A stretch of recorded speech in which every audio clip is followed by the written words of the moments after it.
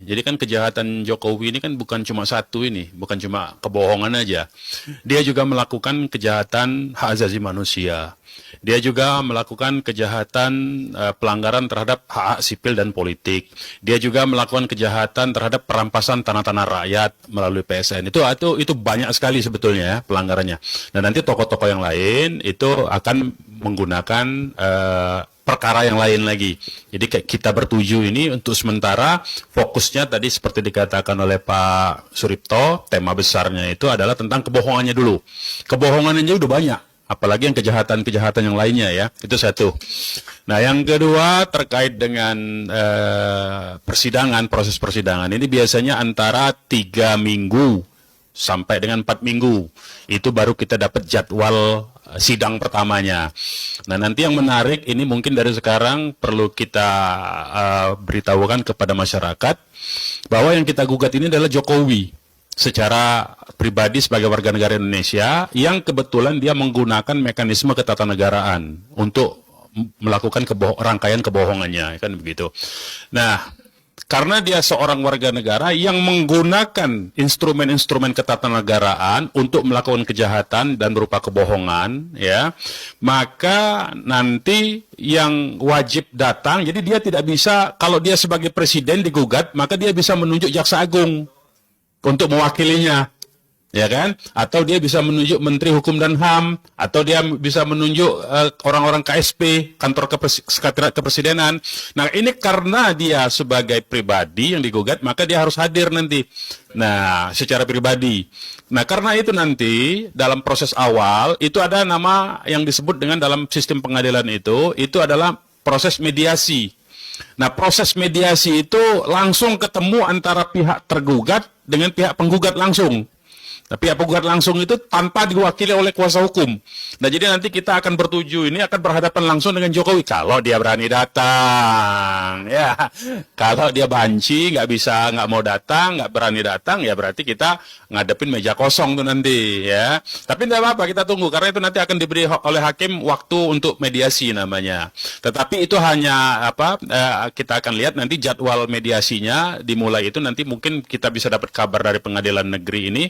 Negeri Jakarta Pusat ini mungkin sekitar 3 atau 4 minggu ke depan, ya kita akan dapat kabar kapan akan mulai proses mediasi itu. Nah, jadi itu yang disebut dengan proses ini. Nah, tadi sudah disebutkan oleh rekan kita, oleh ketua tim pengacara kita yaitu Saudara Aziz Yanuar ini, bahwa tuntutan kita itu tadi, yang tadi kan sudah disinggung oleh Pak Sunarko tadi, soal rumah yang diberikan hadiah tadi itu, atau Pak Marwan tadi nyebut ya.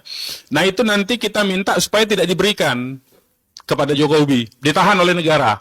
Kemudian uang pensiunnya sebagai presiden itu juga tidak diberikan. Itu untuk mengganti ya kerugian-kerugian ya yang ditimbulkan oleh kebohongan Jokowi. Kan utang yang ditimbulkan oleh Jokowi ini sampai dengan hari ini itu lebih kurang 5.700 triliunan. Mulai dari 2015 lah katakanlah. Kalau 2014 kan itu pemerintah lama. 2015 sampai dengan 2024 ini hari ini itu sekitar 5.600 atau 5.700 triliun. Nah, dia yang harus ganti itu karena itu bukan tanggung jawab negara. Karena dia yang melakukan itu dengan ambisi-ambisi proyek-proyek pribadinya dia. Ya, belum lagi yang dia melakukan korupsi di dalam di dalam hutang luar negeri itu ya, melalui proyek-proyek strategis nasionalnya itu. Nah, jadi yang kita inginkan itu supaya beban hutang yang 5.700 atau 5.600 itu dibayar oleh Jokowi bukan oleh rakyat Indonesia. Sebab kalau itu dibebankan kepada rakyat Indonesia, ya, padahal itu adalah untuk memenuhi ambisi Jokowi semata, maka, nah, di mana hubungan hukumnya antara kita penggugat ini dengan kerugian itu? Kayak kalau itu dibiarkan harus dibayar oleh rakyat, kita ini kurang bayar lewat proses pajak. Lama itu sampai anak cucu kita itu masih terus bayar itu, ya. Nah, kita mau cut off itu hutang supaya Jokowi yang tanggung jawab beserta anak cucunya. Karena secara perdata utang itu tanggung jawab bisa diturunkan, itu diwariskan itu. Jadi dia yang harus tanggung jawab. Jangan bebannya kepada rakyat Indonesia. Itu yang kita mau. Jadi ini untuk membuka pikiran gugatan ini gugatannya untuk justru menolong rakyat Indonesia supaya tidak dibebani oleh utang Jokowi itu. Supaya yang bayar utang itu adalah Jokowi. Diambil dari mana? Dari tuh rumahnya salah satu yang mau hadiah untuk pensiunnya dia. Kemudian uang pensiunnya dia. Kalau kurang itu, maka harta-harta yang Jokowi yang dilaporkan waktu dia menjabat gubernur, kemudian 23 miliar, kemudian waktu dia daftar Pilpres 26 miliar, nambah 3 miliar tuh, padahal baru 2 tahun menjabat gubernur itu, Pak. Nah, itu nanti disita juga. Harta-harta itu untuk keperluan membayar utang itu yang 5.700 triliun itu. Nah, jadi ini yang kita sampaikan, disebarluaskan kepada masyarakat bahwa gugatan ini untuk menolong masyarakat Indonesia yang 270 juta lebih itu supaya mereka tidak lagi dibebani oleh pajak. Karena pajak-pajak ini makin hari makin membebani kalau itu dibiarkan utang-utang itu. Nah, jadi itu target pertama kita sebetulnya ya. Jadi supaya masyarakat tidak terbebani segala macam. Nah, nanti urusan yang pidana, urusan lain-lain itu urusan yang perkara lain. Nanti kita ajak tim tokoh-tokoh yang lain untuk mengajukan gugatan-gugatan atau laporan-laporan pidana. Kita sudah siapkan sebetulnya ya. Tapi nanti itu kalau diumumkan sekarang ya ketahuan keenakan dia dong. Ya, jadi kita diam-diam aja dulu. Seperti sekarang, tiba-tiba kita daftarkan, kita masukkan gugatan, kan udah jadi itu. Nah, mau tidak mau ini harus diproses oleh pengadilan. Kalau diproses akan diprosesin oleh pengadilan. Tapi kita tidak tahu hasilnya.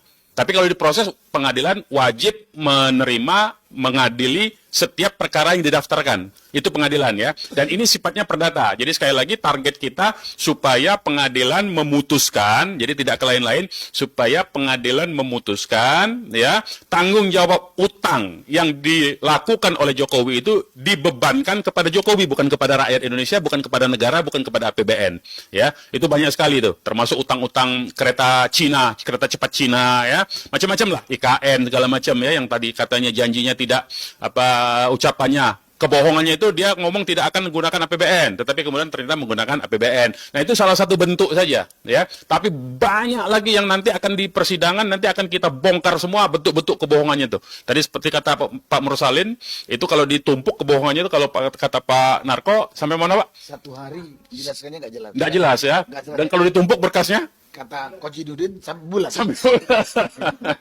Nah, jadi itu yang nanti akan menjadi seru di pengadilan ketika kita menghadirkan saksi-saksi itu. Nanti semua ahli-ahli dan saksi-saksi akan kita hadapkan di pengadilan untuk memaparkan bentuk-bentuk bukti-bukti kebohongan yang dilakukan oleh Jokowi selama 2012. Jadi bukan saja selama dia menjabat presiden.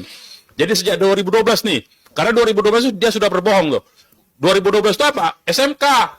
Katanya diwawancara di acara Economic Challenge waktu itu ya, di salah satu TV itu ya. Katanya sudah ada pesanan 6.000, sudah uji emisi, nanti harganya lebih murah. Sampai hari ini kita nggak lihat tuh mobilnya di jalan. Sudah bisa produksi. Sudah bisa produksi, betul. 200. Betul. Sekarang bannya aja nggak ada di produksi.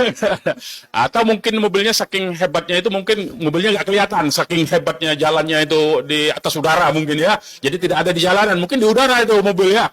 Mungkin saking hebatnya teknologinya itu. Jadi itu hal-hal yang seperti itu yang mungkin yang jelas berupa kebohongan. Jadi sejak 2012 tuh kebohongan itu ya. Nah, itu diantara. Jadi itu lebih kurang yang mau kita clearkan dan mau kita sampaikan ke masyarakat Indonesia terkait dengan apa yang kita lakukan. Jadi banyak misalnya yang menuduh cari kerjaan, cari segala macam. Enggak, kita mau menyelamatkan masyarakat Indonesia supaya tidak terbebani oleh utang, pembayaran utang melalui pajak yang pembayarannya itu sampai dengan bisa 50 sampai 70 tahun, bisa ke anak cucu kita yang membayar itu nanti. Demikian dari saya. Baik, terima kasih.